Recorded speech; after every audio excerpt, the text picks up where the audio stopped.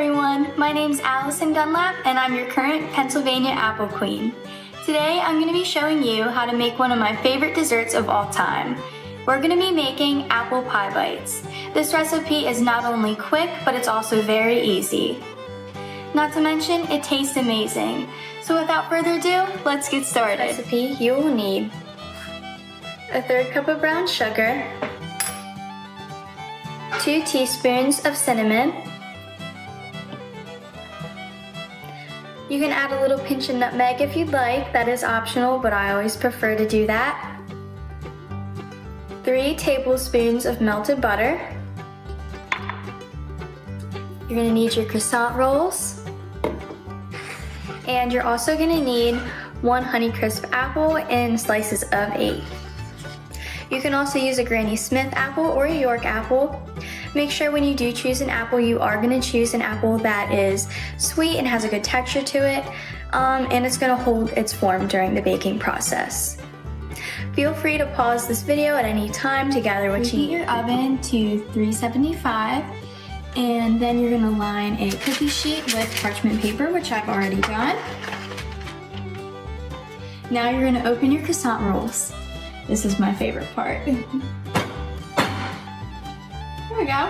Then you're gonna open that up and you're gonna separate that into triangles. All right, now that you have your triangles, I have 2 here to demonstrate. But first, we have to combine our cinnamons and our brown sugar.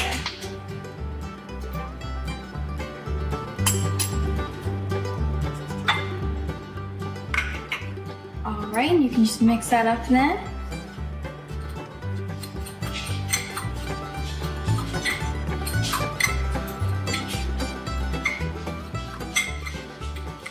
Alright, now that we have that mixture, we're just going to go ahead and generously sprinkle both sides of that. And make sure you put your butter on too. So you're going to take your melted butter and just kind of put it all over that.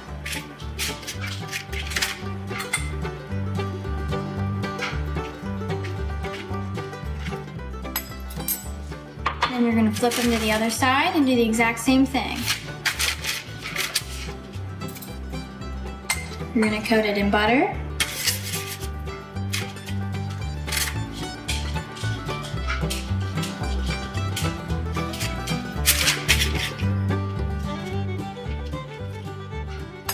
And then you're going to sprinkle both sides with your cinnamon and brown sugar mixture. So if you want to put that on there, just kind of get it all up in there, and then just sprinkle it out, switch to the other side, put some of that more, we'll put more on it.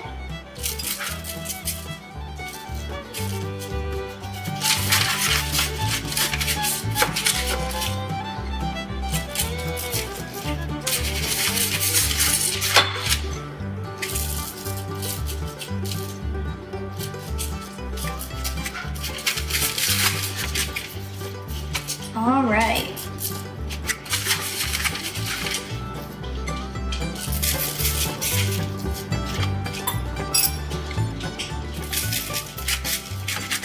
You're going to coat this one as well.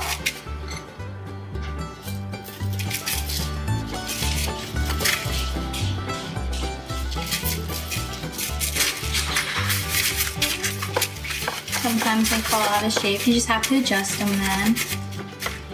And then you're going to take an apple slice and you're going to put it right at the wide end of the triangle, and you're just going to roll it up.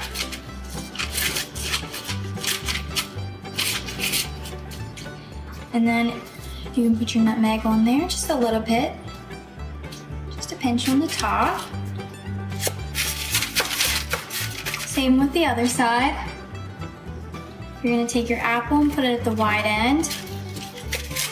And you're just gonna roll it up.